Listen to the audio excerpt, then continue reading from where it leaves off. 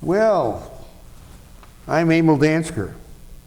I'm the interviewer for the Veterans History Project here, the main library in Cincinnati, Ohio, on April 14th, 2014. And we are talking with Joseph Jennings. Yes, sir. What's the L? Lee. Lee, well, that's okay. All right. That's handy. So I've got a lot of paperwork here on you, but let you tell me where you were born. I was born in Louisville. Okay. I was adopted from an orphanage in Louisville by people who lived in Shelby County. Mm-hmm. My adopted father was a farmer, so I grew up on a farm. Mm-hmm. Raising tobacco? Tobacco, Yeah. sheep, Sheep?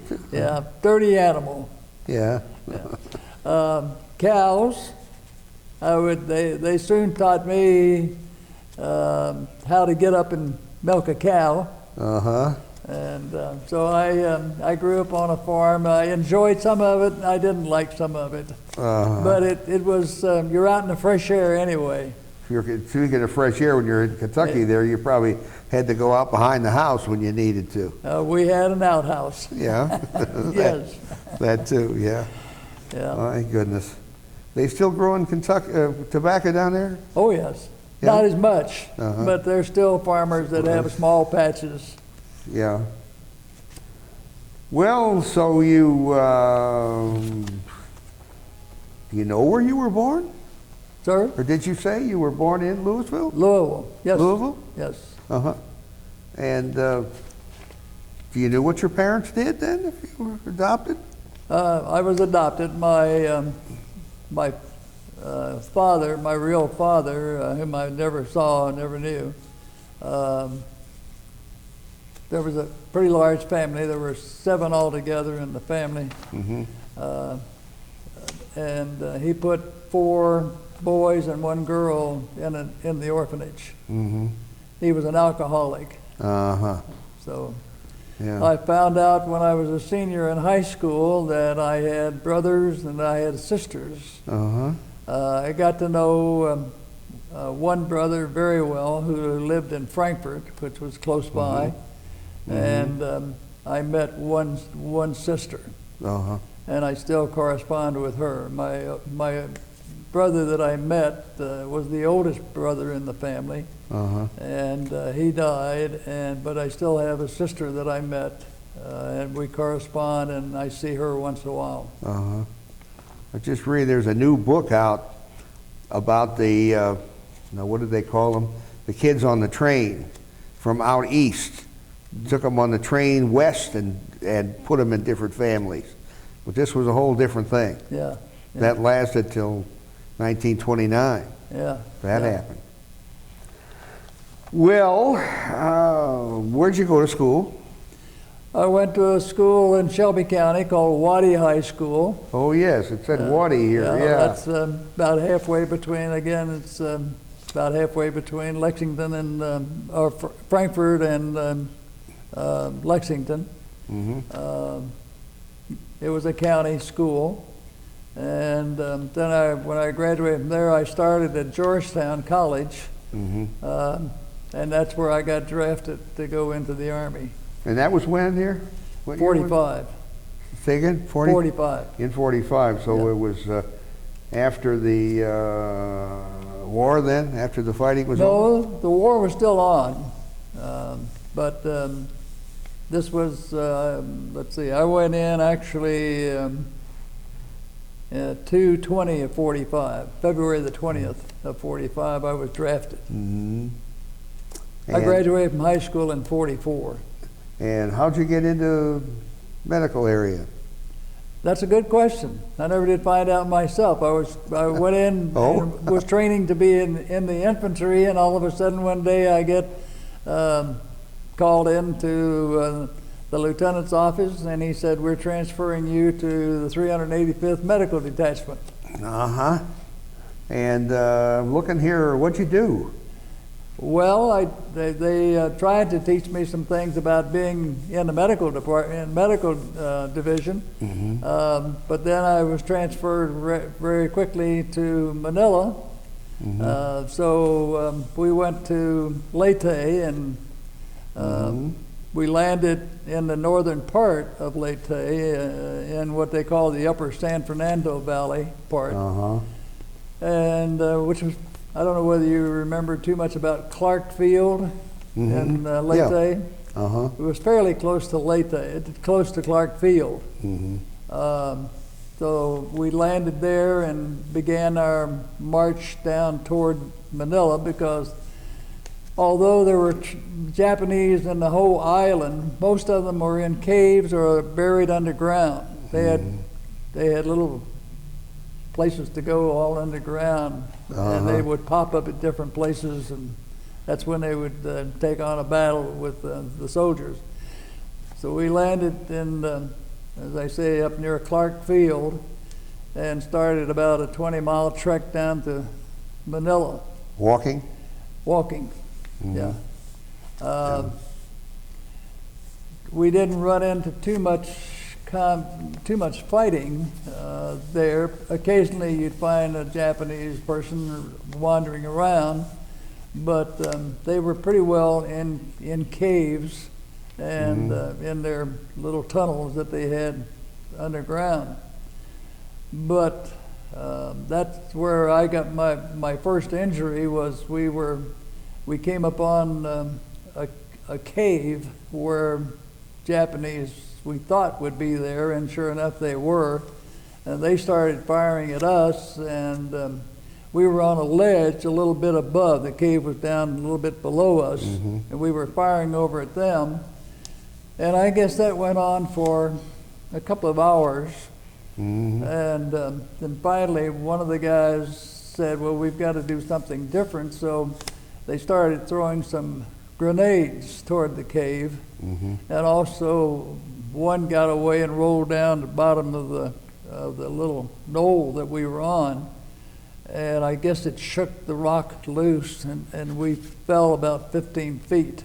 And one guy was killed there by the landslide, or whatever we want to call it. That's so. And I had a back injury, but it wasn't severe enough to stop, but I had difficulty walking for a long time. But we were still walking toward Manila. Yeah. And so after about 3 or 4 days, we finally ended up in Manila. And Manila was pretty well, had gotten rid of the Japanese down there, but they were scattered all through the island. So we lived in the walled city, as they called it. They had a wall all the way around Manila, as you know, and they had a tunnel going all the way through that underground, under the wall there. So our barracks and everything else was stationed inside the walled city of Manila, which was interesting. Yeah, I'll bet so. The mother of one of our daughters-in-law tells about how during the war they had to sleep in a different place every night to get away from the Japanese. Yeah. It was pretty well protected there. We had there was quite a few soldiers that were stationed in Manila, and they were safeguarding that and safeguarding the people who lived in Manila and worked there. But the island itself was pretty well filled with Japanese still. Yeah. You probably read there's a guy just surrendered not long ago. Yeah. Who was out in the... That was a story in the paper about that. Well, they did not believe the war was over. The United States had planes flying over, and they would drop periodically leaflets talking about it, and also showing pictures of the United States personnel signing papers in Tokyo along with the Japanese. They still would not believe. No one believed that was a soldier from Japan would not believe that the war was over. So well, why did you win your Bronze Star? Sir? How did you win your Bronze Star? Our trek to Manila. On that, It was fighting constantly, going all the way. 20 miles, yeah. Took us 3 days to get to 20 miles. Uh-huh. And so what happened there when you got the Bronze Star? Well, just what I told you. That was my fighting in the war. Oh, Was the going back that 20 injury. miles, yeah. That you When had we there, got yeah. into Manila, there was very little. Occasionally, a Japanese would wander away from his hillside looking for something, maybe hunger, different things. They would reason for their leaving. Otherwise, they stayed in the tunnels or they stayed in the caves. Mm-hmm. Yeah. So what actually, did I ask you that? What actually did you do as a medical technician? Well, as soon as we started on that trek, as soon as we landed, we went, and we were not far from a Japanese prison camp where they had two camps. One was probably 15 miles east of the other, but the one was close to us, and we went by there, and there were still people that were inside that prison, outdoor prison. Like Tacloban? Or Right? these were that Tacloban prison? Yes, yes, that was it. Uh-huh. And we released them, and that's the first time I began using any of my medical training then. Uh-huh. But we took care of a lot of the people that were still prisoners. There were still people dead there, lying on the ground. There were people that we knew would not live very long, even though we could give them food and we could give them water. We knew that they would not live long, and they didn't. It was a horrible scene for anyone to have to see. Yeah.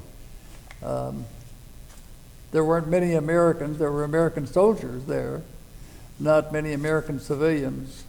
So most of the people there were Filipinos. In the prison, in the camp? In the prison, yes. Yeah.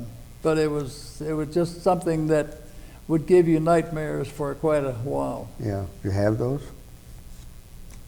Still bother you? Sir? Still bother you? Yes. Mm-hmm.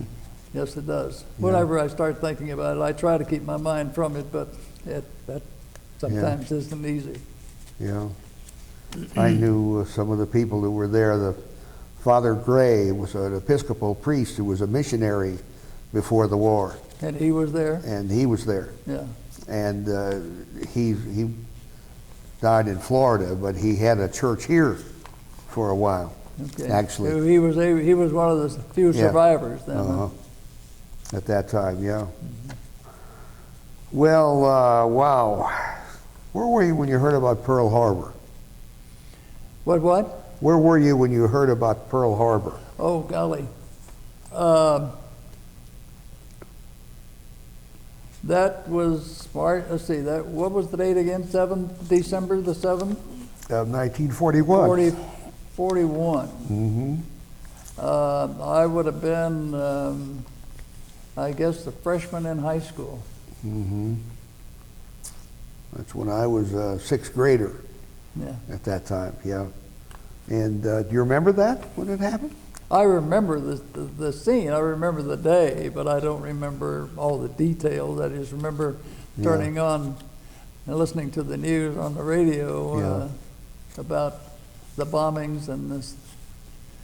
Yeah. So eventually you were then drafted Eventually I would get Right, drafted. Yeah. and trained at Camp Landing, Florida. Landing, which was near where? Florida.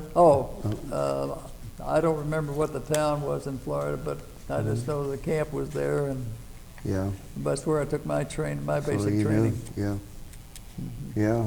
And well, we've talked a lot about what you did. What did you do after the war?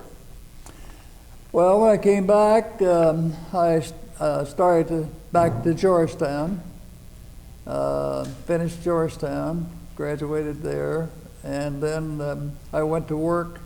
I got a job before I actually graduated with the Cincinnati YMCA, and I worked with the Y for 9 years, became the director of the Laughlin branch Why I started out as the youth director at the Western Hills. Why? And then a year later came down to the Central Parkway. Why? And had the boys department there. One of the two most beautiful YMCA's in the world, huh? That one? Well, it was a nice Y, and I guess still is. But we worked with the downtown boys during the week, and then on Saturdays we brought busloads of kids in from the suburbs. And so I did that for 8 years at the Central Parkway, and 7 years, and then I went out to Lockland branch as executive director for a year, and then I had a call asking me if I would be interested in working at the Cincinnati Gas and Electric Company. So I went for an interview there, and they hired me, and I eventually became the director of human rights. So I helped to take care of all the benefits for 6,700 employees, which I thoroughly enjoyed. Yeah. Yeah. And your military training helped with that? The Well, background? I think military training helped me to accept supervision a little bit more than I had before. I don't know whether it was my background or what, but I probably didn't respect anyone who gave orders as much. So I learned to do that or else. So I presume that the Army helped me a little bit that way. Yeah. Did you get down to Hiroshima, No. by the way, when you were in Japan? The only islands I was on was Manila, Leyte, and then directly from there I went to Japan, Tokyo. And you didn't see Hiroshima then? I did see. Hiroshima. You told me you flew over it. I'm sorry? You were telling me you flew over it. Yeah, Can you talk about that? I saw, I had an opportunity to fly over both Hiroshima and Nagasaki in a helicopter. And I saw what the atomic bomb had done. And you couldn't help but, as you leave that scene, have a few tears in your eyes. Not because I know the war was over and that was fine, but you still had to think about the millions of people who died as a result of that, or who were maybe maimed for life as a result of that. Yeah. Did you meet any of those people? Ever? Hiroshima and Nagasaki. Yeah, Hiroshima, they call it, I think, now. Yeah. Did you meet any of the survivors? No. No? Such as there were. What else in the South Pacific? And got a question here about lack of equipment.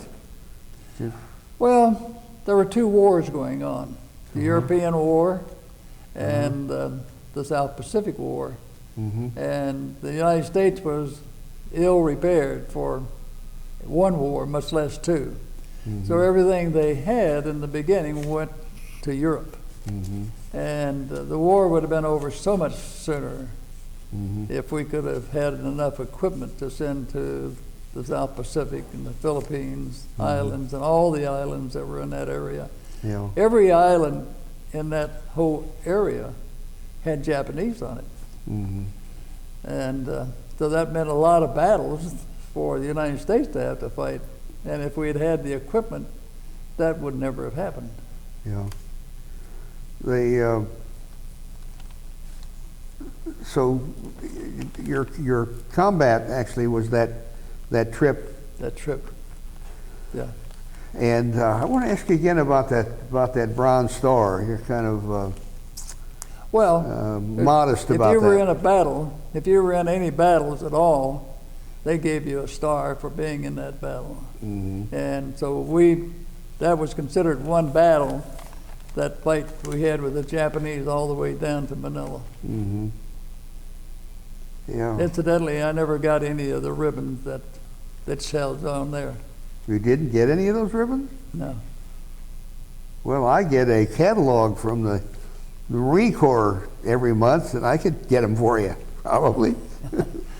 Well, the war's over, and that's fine with me. The only people that I guess I would like to, I have two great-great-grandchildren who were 2 in September. Mhm. And I Great, guess, great. Yeah, great. Uh-huh. 2 boys. And Uh-huh. I guess if I had if I wanted anybody to have them, it would have been them. Mhm. What about the rest of your family? Wife, kids? Yeah, well, I've been married to my wife. We celebrated our 67th anniversary. 67. 67th, on March the 26th. Mm-hmm. And so she is the resident or patient at where we are now at Atria Senior Living. Uh-huh. I came with her because I felt I knew her better and I knew what her needs and concerns were, and so Yeah. I live there with her Yeah. and take care of her. How's she getting along? Fair.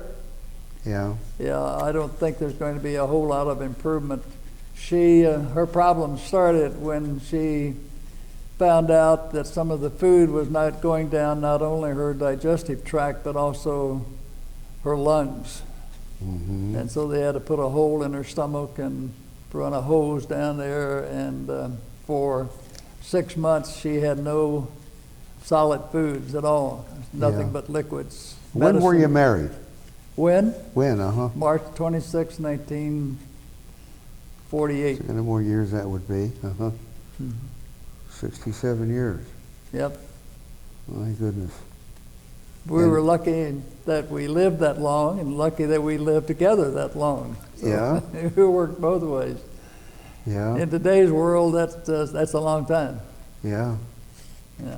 What do you do with yourself? What do I do with myself? Uh-huh.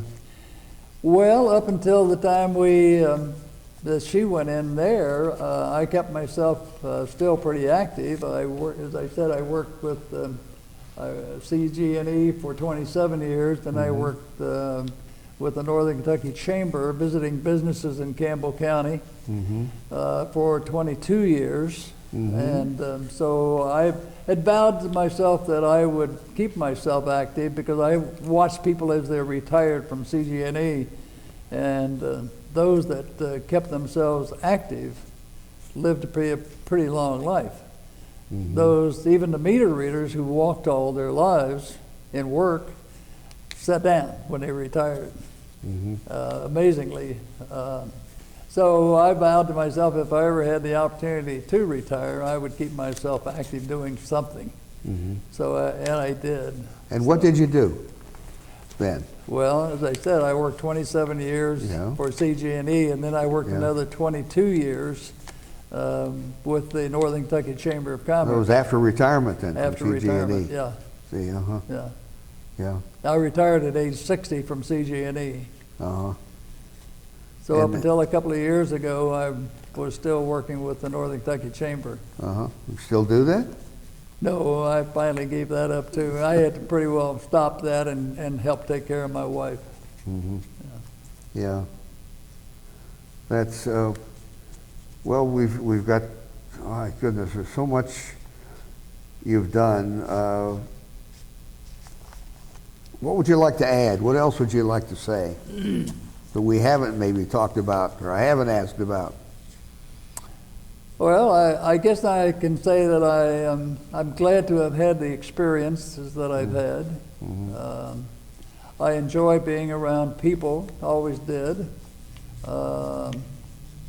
And right now, for example, I play the piano, and I play the piano a lot at the Atria for the people. We have Uh-huh. sing-alongs and Yeah? make copies of music and pass it out, and people come, and those that can see, Yeah. everything's in small print. But Do you clog? we do have some fun that way, don't we? Yeah. You all clog dance down there too? Yeah, Is still able to do that? He yells as he's singing. What? but The clog, yeah? he does all right. That's something. Yeah, and then we've started a Bible study class at the Atria, and Hap is the song leader, and another fellow and myself then put on a program studying various portions of the Bible. Like Philippians 4:8? Well, we haven't whatsoever gotten- things we- are true? We haven't gotten to Philippians yet, but I'm sure we probably will if we live long Well, the enough. way you're going, yeah. Yeah. Yeah, that's the one that starts whatsoever things are true, Yeah. you know. Well, my goodness, there's so much. You even got a good conduct medal. I didn't have a choice. And an expert with a carbine. They said I was. Yeah, I never fired a carbine. I fired an M1 Yeah, they were heavy guns. in those days. Yeah. Well, what would you like to? I noticed there's a thing about disability here. Is that back injury that you Yeah. were talking about? Yeah, eventually, they told me when they did that, I would have trouble as I got older, and they were right. So I have a little trouble walking. I can't walk for a long period of time. Yeah. It bothers me when the weather changes, and we certainly have had that this spring and fall. So, Yeah. but, you know, everybody has some problem somewhere, so. Yeah. Well, what would you like to add to this? What is it that we've talked about so much, and there's so much to be said? Well, what would you like to say that we haven't talked about yet? Well, you know, I've had a good life. I've been lucky in a lot of ways. And I give the Lord a lot of credit for putting up with some of the things that I've done and things I've said, I'm sure. Oh? Yeah. Do you want to talk about that? No. No, they weren't horrible. I haven't killed anybody or attempted to murder anyone. Not even in the South Pacific. Well, I wouldn't say that, but there is your life or theirs, you know. So. Yeah.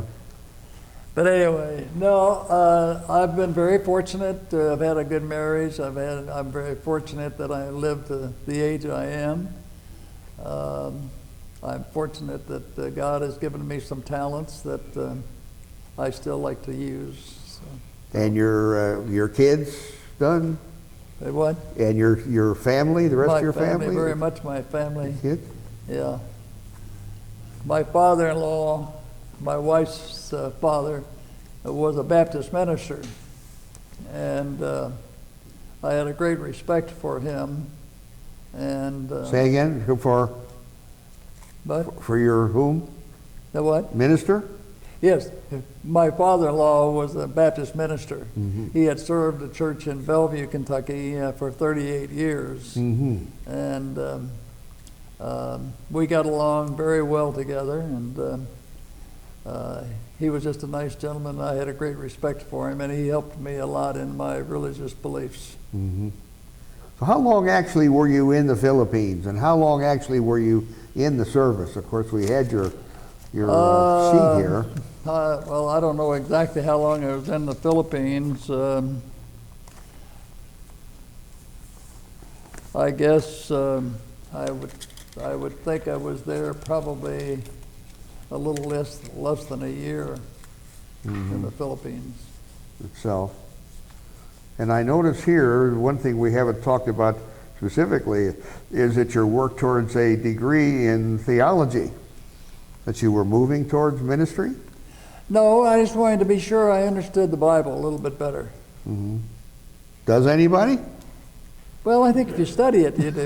Yeah, Yeah, yeah. your faith. It takes a lot of time because Yeah. you have to refer to a lot of different things, a lot of different writers. Does this help you in your work, say in assisted living where you are, almost like a chaplain? Give advice, you're available to? I don't go into the personal advice that much. I don't mind getting up and speaking to a group. I was a member of the Speakers Bureau at Cincinnati Gas and Electric Company for, I guess, out of the time I worked there, I guess for 20 years. I went out and spoke to various groups. I had two talks I made. One was about youth work, because I've worked with youth and churches and so forth. And the other one is, if Jesus came back to earth, what would he do? Hmm? It was an interesting little talk. Yeah, I suspect so. Well, it's really, it's amazing. So you actually were drafted, I was drafted. yeah. And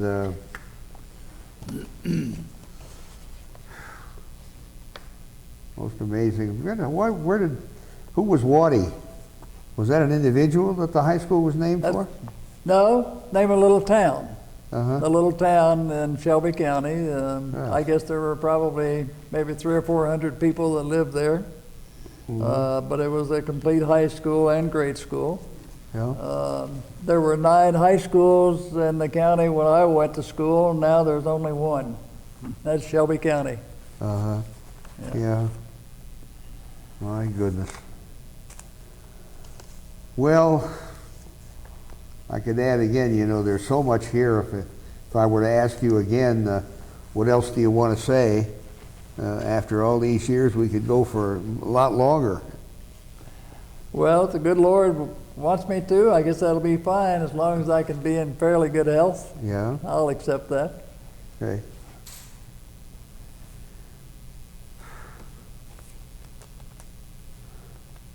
Well, that's. I'll just keep looking here. There's so, my goodness, there's so much here. I grew up at Vincennes. Vincennes, Probably know Indiana? Vincennes, yeah, Did over you? there it's about 100 years older than Cincinnati. Yeah. You know, I said to a kid, we did a program down at Bowling Green, Kentucky, Western and Kentucky. I said we're kin here, and kid said no, and I said, well, we're just across the river. No, no. If you're not on this side of the river, we're not kin. She said. Yeah, Kentucky's got some strange ideas about certain things. You know, I think I want to ask you again what you did as a medical technician. Well, if somebody got shot, if an American got shot, we would try to get to him before he died to help take care of him, get him first aid, or get him to some way to get to a hospital or back to a someplace that he would get medical care. Yeah. What we were trained to do was when you see the helicopters flying in to pick up soldiers and they're fired upon by the enemy and they're dying on the way to the helicopter, is to get out and run to the first one that was hit and try to see if we can get him back to the helicopter, or do we just pick him up and carry him back because he's dead? Kind of almost like a triage, I suppose, in a way. You remember that term? It's not a very consoling or pretty job. Yeah, I had an uncle who was in whatever they called a MASH unit back in North Africa in World War II. And he did a lot of work in assisting in operations in the OR. Doctor wanted to pay his way to med school after the war, but he already had a child and he didn't want to do it. I think that was a mistake. This guy would have been a fine doctor, but he was great, did everything. Yeah. Other than that.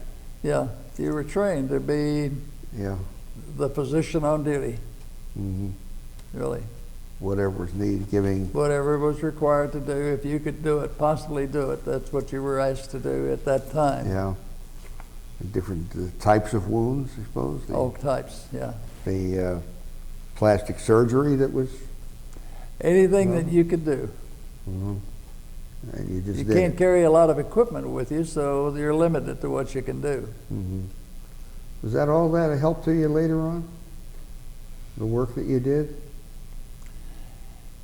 It makes you appreciate what you have It makes you also appreciative that you've had that kind of training to help whatever may occur. And today, as you drive along the highway and you see people getting thrown out of buses and wrecks like the big truck that ran into the bus the other day, and if you're there, the first one there, you know what you can do. Yeah. I ran into something like that. I was visiting a friend that was Camp Gordon before it was Fort Gordon in Georgia. And I came upon a wreck. Nobody else there. And it looked to me like they were going to lose some people. It turns out they didn't. But I was running around doing pressure points. I suppose you did that. Yeah.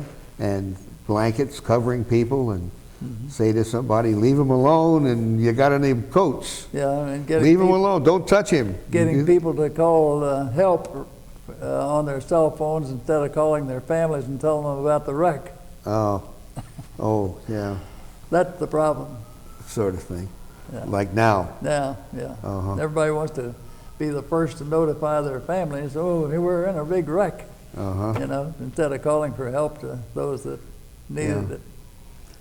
When's the last time you might have been able to have done help like that?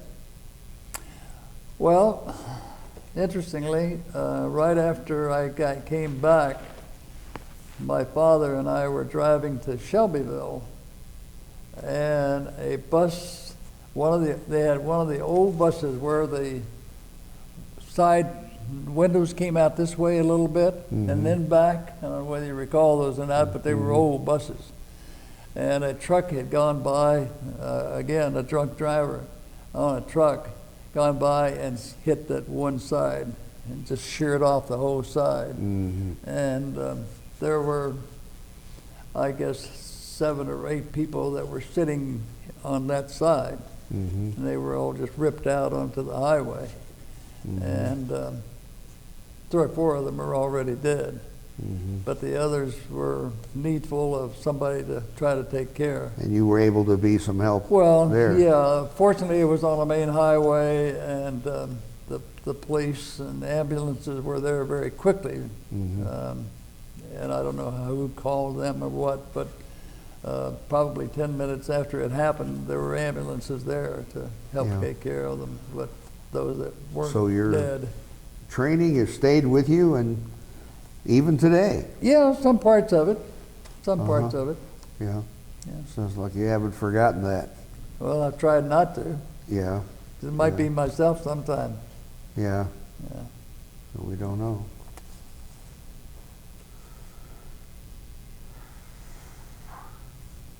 Covered a lot of ground here.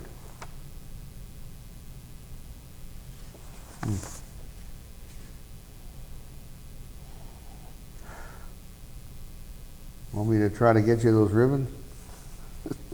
Well, as I said, I guess I guess I could probably get some, but I just haven't thought that's not the important part of life. I only have one little one, the National Defense Service one, time I was in. Yeah. Yeah. So. Well, we'll keep it going here, eh? Okay?